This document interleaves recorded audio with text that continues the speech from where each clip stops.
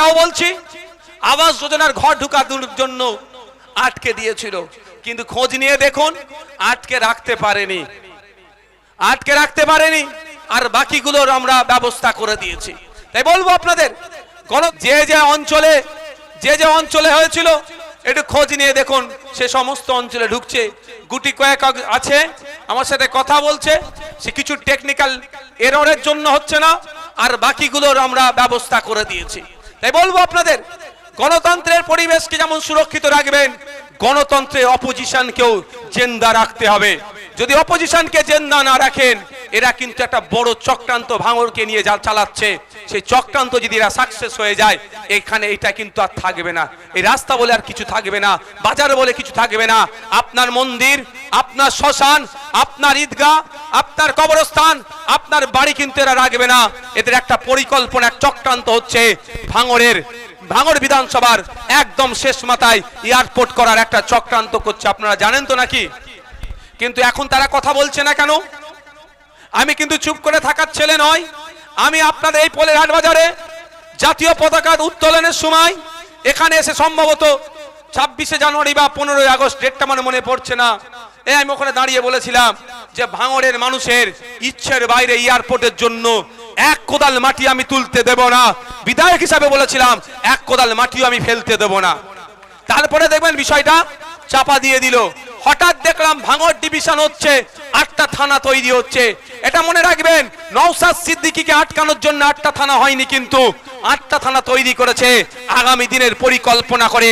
RSS এর কথা শুনে যে আরএসএস এর নেতারা মুসলমানদের কাছ থেকে ভোটাধিকার কেড়ে নিতে চাইছে, যে আরএসএস এর নেতারা দলিতদেরকে ঘৃণার চোখে দেখে, যে আরএসএস আদিবাসীদেরকে ঘৃণার চোখে দেখে, তার জ্বলন্ত আমি দুটো উদাহরণ দেবো। প্রথম উদাহরণ হচ্ছে নতুন যে পার্লামেন্ট তৈরি হয়েছে, আমাদের দেশের রাষ্ট্রপতি সম্মানীয় আপনার দ্রৌপদী মুর্মু মহাশয়াকে কিন্তু উদ্বোধনের জন্য ডাকেনি, কারণ তার পরিচয় তিনি একজন আদিবাসী। এরা এদেরকে ডাকেনি। শুধু তাই নয়, রাম মন্দির ওরা ঘটা করে উদ্বোধন করলো, অনেকে ডাকাডাকি করলো, অমিত শাহজিকে কিন্তু ডাকেনি। অমিত শাহজি কিন্তু জৈন ধর্মের, সম্ভবত আমি যতটুকু জানি। এটুকু বুঝতে হবে আপনাদের, শুধুমাত্র আরএসএস মুসলমানদের বিরুদ্ধে নয়, দলিত আদিবাসী পিছড়ে বর্গের বিরুদ্ধে। তাই আরএসএস কে খুশি করার জন্য একটা গভীর চক্রান্ত করে রেখেছে মমতা ব্যানার্জি। এখানে দলিত আদিবাসী মুসলমানদেরকে উচ্ছেদ করতে হবে, শহর থেকে দূরে সরাতে হবে, এয়ারপোর্টের জন্য উচ্ছেদ করবে, পুলিশগুলোকে আগে থেকে রেডি করেছে। কিন্তু এখন পারছে না কেন? জানে ভাঙড়ের বিধায়ক আছে, ও লাঠি খেলে আগে দাঁড়িয়ে থেকে নিজের গায়ে খাবে, তারপরে ভাঙড়ের মানুষকে খেতে দেবে, ওটা ভালো করে জানে। সেই জন্য পরিকল্পনা চালাচ্ছে। আর এদের কথা যাদেরকে দাঁড় করিয়েছে, এরা তো নিজের ব্যবসা ছাড়া আর কিছু বোঝে না। নিউ টাউনকে লক্ষ্য করুন, প্রাসাদ সম বাড়ি, অট্টালিকা, 10 তলা 12 তলা। একটা সময় যে মালিক ছিল সেই এখন তার গার্ডম্যান হয়েছে। একটা সময় যে মালিক ছিল ওই জায়গার, সেই কিন্তু এখন পরিচারিকার কাজ করছে। সুতরাং আপনাদের বলবো সজাগ সতর্ক থাকতে হবে। আপনারা ভাবতে পারেন হাড়োয়ার ওই সীমানাতে ভাঙড়ের একদম শেষ পর্বে এয়ারপোর্ট হবে, আপনাদের অসুবিধা হবে না, এটা ভুল কিন্তু আপনারা মাথায় রাখবেন। কলকাতা নেতাজি সুভাষচন্দ্র বোস ইন্টারন্যাশনাল এয়ারপোর্টের একটু পুরাতন তথ্য দেখুন, ইতিহাস দেখুন। যখন এয়ারপোর্ট তৈরি হয় এই ধরনেরই কিন্তু এলাকা ছিল। আস্তে আস্তে কি হলো, এয়ারপোর্ট হওয়ার পর থেকে বাড়ি ঘরদোর বড় বড় প্রমোটিং করলো। কানে বন্দুক ঠাকাবে আপনার, নালে ঘুম থেকে উঠে দেখবেন আপনার জমি সরকারের খাতায় চলে গেছে। কি করবেন তখন? আন্দোলন করতে যাবেন, আপনার বিধায়ককে আপনি পাশে পাবেন না। আমি তার উদাহরণ দিচ্ছি। আপনি বলবেন ভাইজান ভর খাচ্ছে, একদম নয়। আমি উদাহরণ দিচ্ছি আপনাদের। চলে যান এতে নিউ টাউন, রাজারহাট নিউ টাউনে চলে যান। আমার কাছে গিয়েছিল 250 বিঘা কৃষিজ জমি, হঠাৎ দেখে 1 নম্বর খতিয়ানে চলে গেছে, হিটকোর আন্ডারে চলে গেছে। ব্যক্তি মালিকানা হিটকোর আন্ডারে চলে গেছে। লোকাল বিধায়ককে গিয়ে বলেছে, উনি বলছেন দেখছি করে সময় পার করে দিচ্ছে। লোকাল বিধায়ককে তৃণমূল, আর হিটকোটাকে তৃণমূল সরকার দ্বারা পরিচালিত একটা সংস্থা। তাহলে ও কি, ওনার প্রতিবাদ কি করবে? তাই আপনাদের বলবো, এখানে এয়ারপোর্ট করবে কি করবে না, আমি এখনো কিন্তু সন্দেহের মধ্যে আছি। আমি আপনাদের বলবো, নওশাদ সিদ্দিকী এই ভয় দেখে ভোট চাইছি না, কিন্তু আপনার হয়ে লড়াই করার লোক আপনি রেডি করে রাখছেন তো? এইটুকু শুধু বলে দেবো। ভোট দেবেন কি দেবেন না আপনাদের ব্যাপার, কিন্তু আপনার হয়ে লড়াই করার লোক রেডি আছে তো? যদি মনে করেন আপনার হয়ে লড়াই করার লোক, আপনার মাদ্রাসা, মসজিদ, ঈদগাহ, কবরস্থান বাঁচাবার জন্য সুপ্রিম কোর্টে কোনো মমতা ব্যানার্জি, কোনো অভিষেক ব্যানার্জি, কোনো নটোরিয়াস ক্রিমিনাল যায়নি। আপনার মাদ্রাসা, মসজিদ, ঈদগাহ, কবরস্থান তথা ওয়াকফ সম্পত্তি এখনো যতটুকু টিকে আছে, এই ভাঙড়ের বিধায়ক ছিল সেই মামলা করেছে বলে টিকে আছে। আগামী দিনে আপনাদেরকে যদি কেউ উচ্ছেদ করার পরিকল্পনা করে, নওশাদ ভাইজানি আমার সামনে দাঁড়াবে, তাহলে বলবো আগামী 29শে এপ্রিল খামচিহ্নে ভোট দিয়ে আমাকে জয়যুক্ত করুন। আর যদি মনে হয় নওশাদ ভাইজানের থেকেও ভালো কেউ আমার হয়ে লড়াই করার লোক আছে, আমি আপনাদের কথা দিচ্ছি তাকে ভোট দেন, কোনো আমার অসুবিধা নাই। কিন্তু আমি আপনাদের একটু বলতে চাই, আমি বিধানসভায় প্রশ্ন করেছিলাম যে ভাঙড়ে এয়ারপোর্টের জন্য জমি অধিগ্রহণ করা এই মর্মে, এখন পর্যন্ত উত্তর দেয়নি। যদি বলতো যে না এয়ারপোর্টের জন্য জায়গা নেওয়ার কোনো পরিকল্পনা নাই, তাহলে বিধানসভায় রেকর্ড থেকে যেত, উত্তর দেয়নি। আর যদি বলতো হ্যাঁ পরিকল্পনা আছে, তাহলে ওদের প্ল্যানটা আমরা ধরে ফেলতাম। সেই জন্য মিনিস্টার কি করেছে, কোনো উত্তর দেয়নি।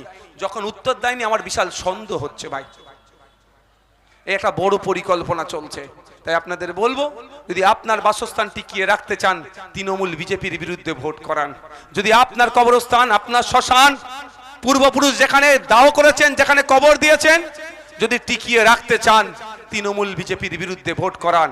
আর নালে এই তৃণমূল বিজেপি মিলে আপনাকে আপনার ভাঙড়, আপনার জন্মস্থান, পিতার জন্মস্থান, দাদুর জন্মস্থান, কবরস্থান, মাদ্রাসা, মসজিদ, শ্মশান, মন্দির কিছুই ছাড়বে না, সব বুলডোজার চালিয়ে দেবে, দিয়ে অধিগ্রহণ করবে। হয় ভোগালী 1 নম্বরে এয়ারপোর্ট হবে, এই জায়গাগুলো বড় বড় ইন্ডাস্ট্রিয়ালদের হাতে তুলে দেবে।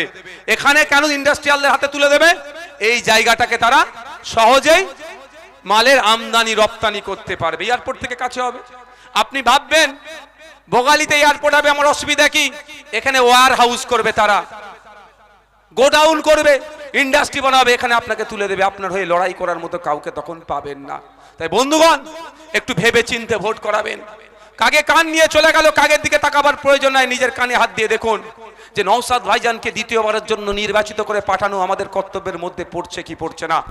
আর আজকের দিনে আমি মনে করি 2021 সালে আমি 26,151টা লিড পেয়েছি, তখন বিজেপি চলে আসবে এই ভয়কে উপেক্ষা করেও দিয়েছে।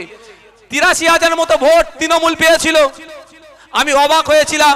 কিন্তু পরে এটা বুঝতে পেরেছি, অনেক বয়স্ক লোকেরা আর মায়েরা এই বিজেপির ভয় তাদেরকে ভোট দিয়ে দিয়েছিল। আজকের দিনে বয়স্ক লোকেরা এবং মায়েরাও বুঝতে পেরেছে বিজেপি তৃণমূল আলাদা নয়, তা ওদের মার্জিন কমবে আর আমাদের মার্জিন, আর ওদের ভোটটা কমবে আমাদেরটা পারবে। এটা আশা রাখতে পারি তো নাকি আপনাদের কাছে যে এবার 50,000 কম করে লিড হবে তো নাকি? কম করে 50,000 লিড হবে তো নাকি? বুঝিয়ে দিতে হবে যে বিজেমূলের বাংলায় কোনো জায়গা নাই।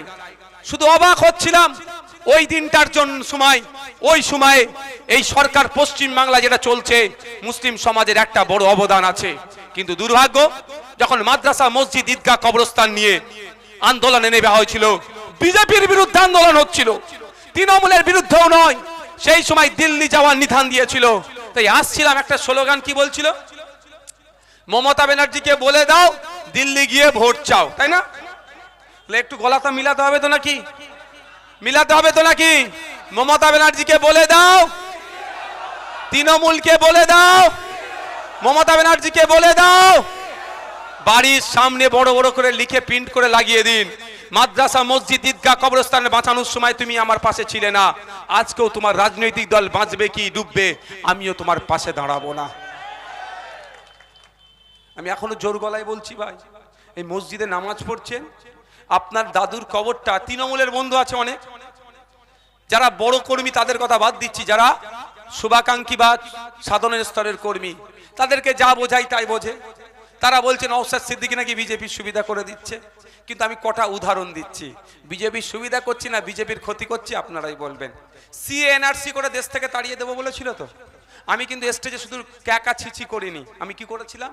সুপ্রিম কোর্টে ছুটে গিয়েছিলাম, বিজেপির বিরুদ্ধে আমি মামলা করেছিলাম। বিজেপি আমাকে টাকা দিচ্ছে ওদের ভাষায়, আমি আবার ওই টাকাতেই বিজেপির বিরুদ্ধে মামলা করছি। বুঝতে পারছেন তো? পাগলও নিজের ভালো বোঝে।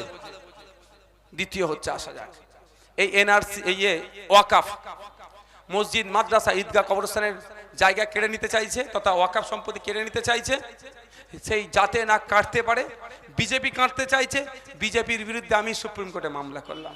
মমতা ব্যানার্জি কিন্তু সিএনআরসির সময়ও মামলা করেনি, আর এখন ওয়াকাফকে বাঁচানোর জন্য মামলা করেনি। আমি আবার বিজেপির দালাল হয়ে গেলাম। যদিও ভাঙড়ের মানুষের কাছে এই ক্লারিফিকেশন দিতে লাগবে না, তারপরেও আমি বলছি। শুধু তাই নয়, আন্ডার অ্যাডজুডিকেশনের যে লিস্ট পাবলিশ হলো, সেই লিস্ট পাবলিশ হওয়ার পরেই ভোট ঘোষণা হলো তো নাকি ভাই? পরেই ঘোষণা হয়েছে। তৃণমূল যখন কাকে প্রার্থী করবে কাকে প্রার্থী করবে না সেই সময় ব্যস্ত, তখন নওশাদ সিদ্দিকী আপনার ভোটাধিকার বাঁচানোর জন্য আর্টিকেল 326 কে আর্টিকেল 326 কে বাঁচানোর জন্য হাইকোর্টে গিয়ে আমি মামলা করছি। মমতা ব্যানার্জি কোথায়? মমতা ব্যানার্জি কোথায় বলুন? তা খুঁজে পাওয়া যাচ্ছে? বলেছিল লাশের ওপর কি সিএ হবে, এই কি বলে ওটাকে, এসআইআর হবে, এখন খুঁজে পাওয়া যাচ্ছে? অভিষেক ব্যানার্জি বলেছিলেন যে 1 লক্ষ লোক নিয়ে আমি দিল্লি অফিস ঘেরাও করব, কোথায়? সব এখন ভোটে ব্যস্ত, আমিও ভোটে ব্যস্ত, কিন্তু খোঁজ নিয়ে দেখুন। আর একটা কথা বলে যাই, এর সাথে অ্যাড করি, যে আমি আপনাদের জন্য গত পরশুদিন সুপ্রিম কোর্টে একটা মামলা হয়েছিল। গত পরশুদিন সুপ্রিম কোর্টে মামলা হয়েছে, সেই মামলাতে আবার চিফ জাস্টিসের বেঞ্চ বলেছে একজনও ভোটারকে বাইরে রেখে ভোট করানো যাবে না। আর আমাদের আইনজীবী বিকাশ রঞ্জন ভট্টাচার্য স্যার, আমার মামলাতে তিনি ছিলেন, তিনি বলেছেন নমিনেশনের আগে এটা সমাপ্ত করতে হবে। এটাও কোর্ট সে বিষয়টাকে শুনেছে মনোযোগ সহকারে। তাহলে কার মামলা? নওশাদ সিদ্দিকীর মামলা। মামলা নম্বর 68,938/2025। মমতা ব্যানার্জি যদি রাজ্যের পক্ষ থেকে মামলা করে থাকে, তাদের বলবেন মামলার নাম্বারটা দেখাতে। তাহলে লড়াইটা এসআইআর এর জন্য কে লড়ছে? ভাঙড়ের বিধায়ক লড়ছে। আমাকে বেশি ভালো লাগবে শুনতে। এসআইআর এর জন্য মামলাটা কে লড়ছে? ঠিক যেভাবে ওয়াকফ সম্পত্তি বাঁচানোর জন্য লড়াই করছি, ভোটাধিকার বাঁচানোর জন্য লড়াই করছি, তারপরও আমাদেরকে দেখে দেওয়া হচ্ছে। তাই বন্ধুগণ, বিজেপি তৃণমূল আলাদা বলে আমার মনে হয় না। আপনাদের কাছেও দিনের আলোর মতো স্পষ্ট যে ওরা আলাদা নয়, একই কোম্পানির দুটো আলাদা শোরুম। কোম্পানি এক, দুটো আলাদা শোরুম, দুটো আলাদা আলাদা নামে হয়েছে, সেই ঘুরে ফিরে এক জায়গায়। তাই বন্ধুগণ, আপনাকে আমাকে প্রস্তুত নিতে হবে। রেডি আছেন তো নাকি ভাই? এবারে ভাঙড়ের মানুষের কাছে একটা বড় চ্যালেঞ্জ কি, ভাঙড়কে 50 তো লিড হবেই, ভাঙড়কে একটা নতুন দৃষ্টান্ত তৈরি করা। আমি গর্বের সাথে বলি, একটা সময় ছিল ভাঙড়ের মানুষকে ভাঙড়ের বাইরে দেখলে নাক ছিটকাতো। ভাঙড় মানে বোমগুলি, পিস্তল। আপনাদের সাথে নিয়ে আমি একটা জিনিস প্রমাণ করতে পেরেছি, ভাঙড় রক্তপাতের জায়গা নয়। 5 বছর ধরে অক্লান্ত পরিশ্রম করে ভাঙড়ের মানুষকে সাথে নিয়ে আজকের দিনে এস্টাবলিশ করতে পেরেছি ভাঙড় রক্তপাতের জায়গা নয়, ভাঙড় রক্তদাতার জায়গা।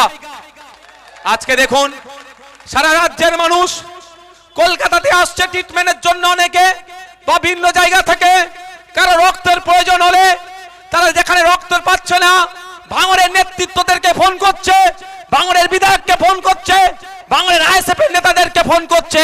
ওরা ভালো করে জানে যে ভাঙড়ের বিধায়ক বা ভাঙড়ের আইএসএফের নেতাকে ফোন করলে কোন জায়গায় রক্ত পায় আর না পায়, যদি ওরা জোগাড় করেও না দিতে পারে, নিজে বেডে গিয়ে শুয়ে রক্তের ব্যবস্থা করে দেবে। এটা ভালো ভাঙড়ের নাম হচ্ছে না ভাই? ভাঙড়ের শুনো